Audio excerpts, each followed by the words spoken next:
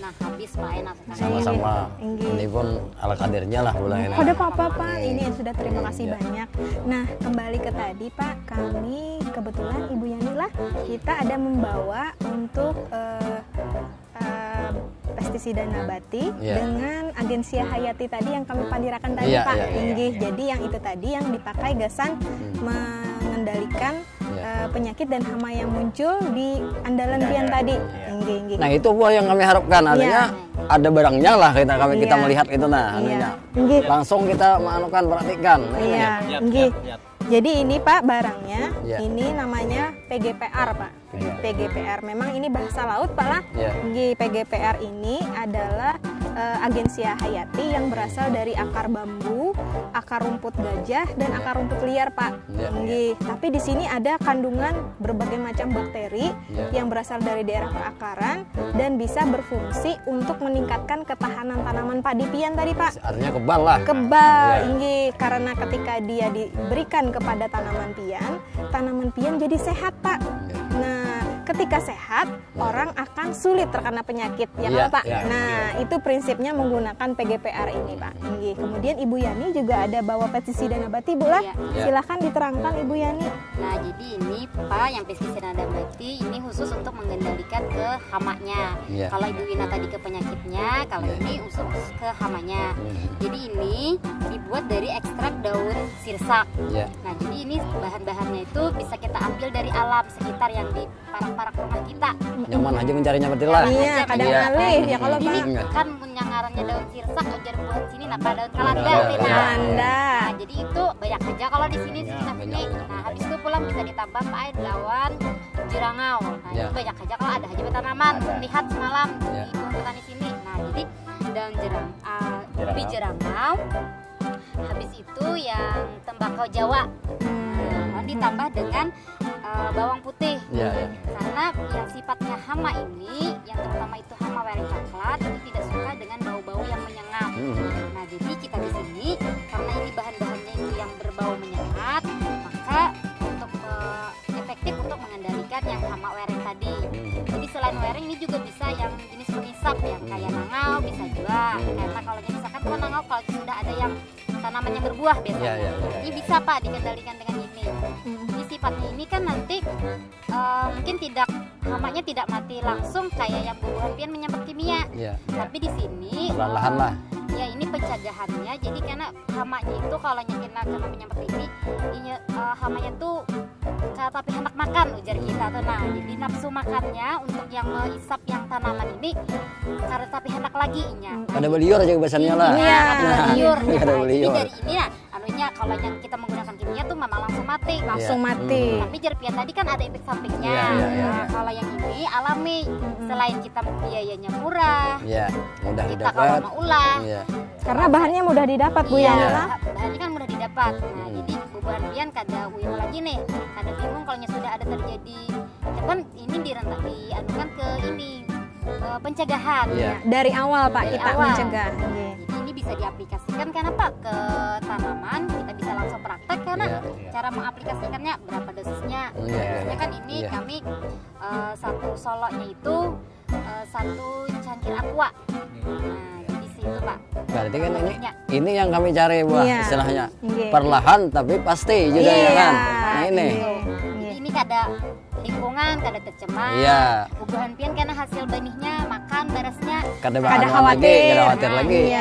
Generasi kita nih Pak anak-anak kita nah sehat-sehat. Amin.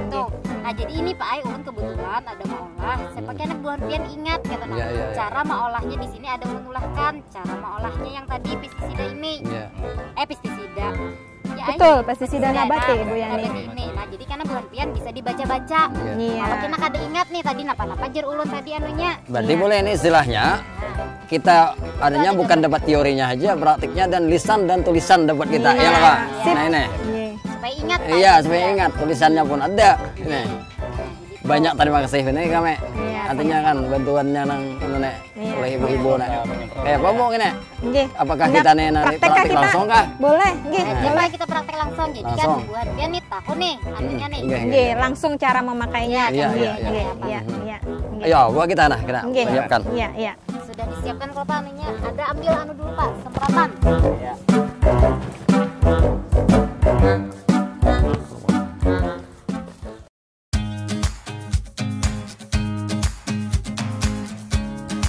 Ya, Bu Yani hendak praktek kah? Izin apa? Jadi kita tadi kan hendak kita praktek nih. Nah, jadi ini cara anunya nih membuatnya. Nah, jadi berapa takarannya?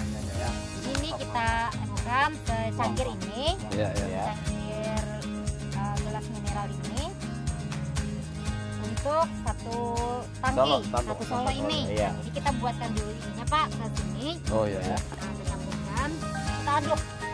Aduk Pak.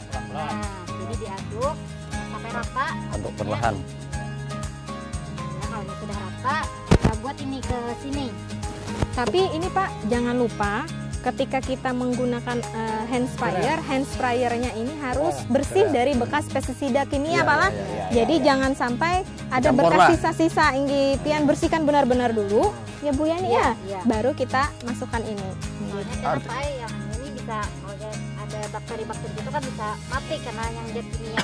Oh berarti istilahnya kalah lah nangannya karena kimia tadi lah.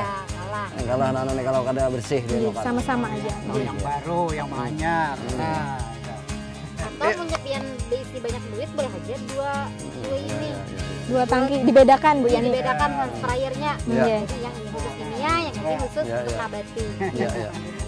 Ini silakan Pak. Ya, dimasukkan. Sudah dibuat ke sini. Bismillahirrahmanirrahim. Mudah-mudahan berkah lah.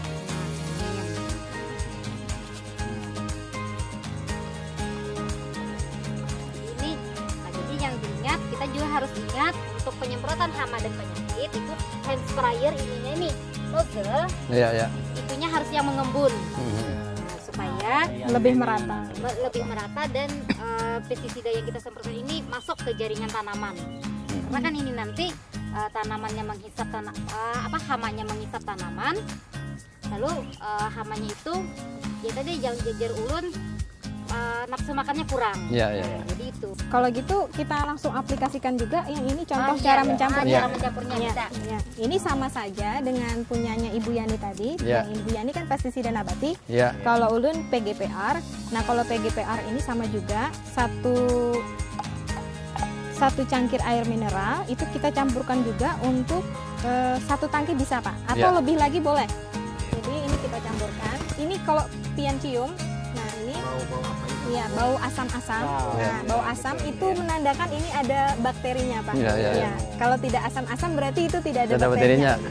Baunya asam tapi tidak busuk seperti sampah Pak. Baunya memang asam kecut Pak. Ini kita masukkan. Silahkan diaduk Pak.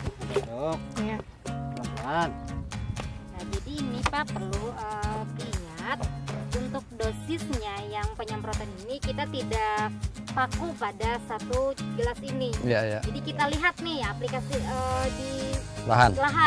Kalau memang serangannya agak lebih banyak sudah ada, itu bisa juga ditambah. Jadi tidak apa-apa karena ini bahan nabati. Berarti kada efek sampai dengan kimia.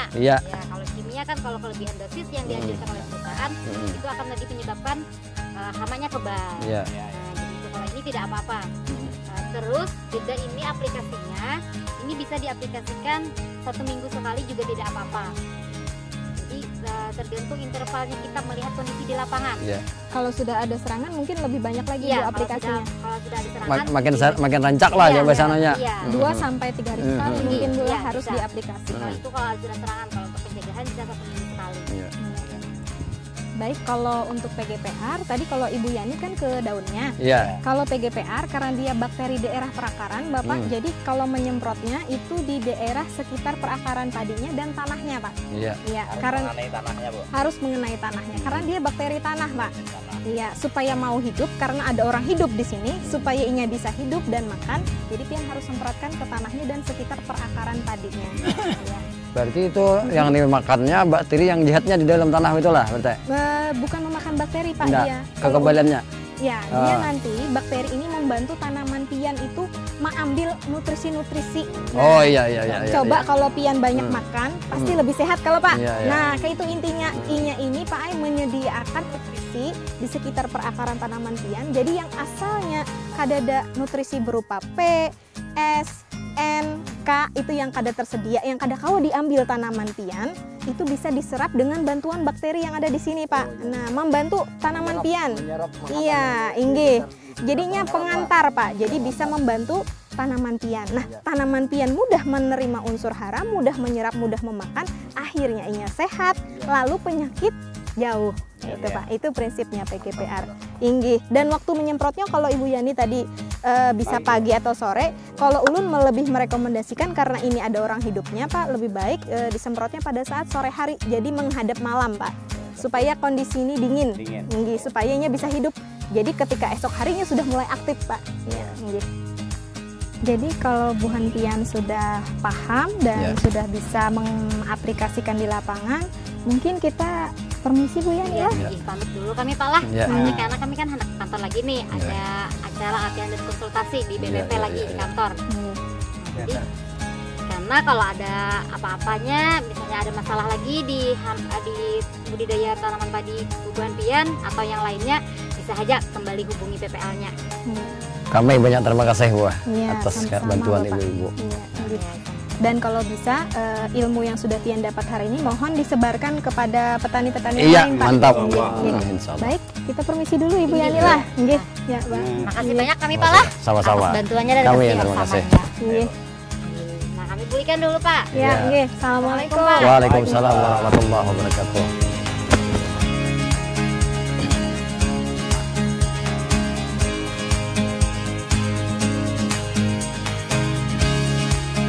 Demikian tadi sudah kita saksikan Kabar Tani episode bagaimana mengendalikan hama dan penyakit dengan menggunakan cara alami, yakni dengan menggunakan agensia pengendali hayati dan pestisida nabati.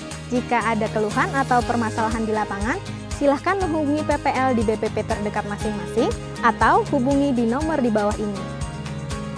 Untuk pemirsa TV Tabalong yang ada saran dan kritik tentang program Kabar Tani TV Tabalong, juga dipersilahkan menghubungi nomor di bawah ini. Demikian segmen kali ini, saya Eka Rismawina, penyuluh pertanian BPP Kelua mengucapkan terima kasih. Wassalamualaikum warahmatullahi wabarakatuh. Salam pertanian.